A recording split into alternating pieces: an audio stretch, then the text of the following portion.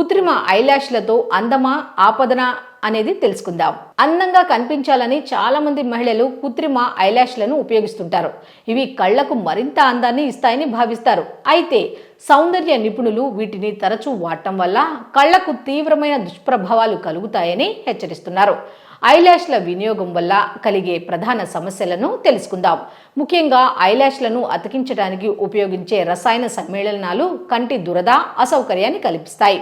కనురెప్పల చుట్టూ ఉండే సున్నితమైన చర్మానికి ఇవి హానికరం. పరిశుభ్రత పాటించకపోతే కంటి ఇన్ఫెక్షన్లు వచ్చే ప్రమాదం కూడా ఉంది. ఇతరులు వాడిన బ్రష్లు లేదా ఐలాష్లను ఉపయోగించడం వల్ల వ్యాధులు వ్యాప్తి చెందుతాయి.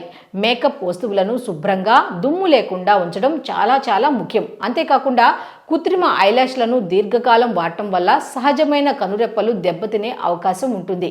అవి సరిగ్గా పెరగపోవటం లేదా రాలిపోవడం జరగవచ్చు. కొన్ని సందర్భాల్లో కంటి ఇన్ఫెక్షన్లు అస్పష్టమైన దృష్టికి లేదా అంధత్వానికి కూడా దారి తీయొచ్చు. కాబట్టి కళ్లకు మేకప్ వేసుకునేటప్పుడు తగిన జాగ్రత్తలు తీసుకోవాలని, వీలైనంత వరకు కళ్ళు వంటి సున్నితమైన భాగాలపై మేకప్ వాడకాన్ని తగ్గించాలని నిపుణులు సూచిస్తున్నారు.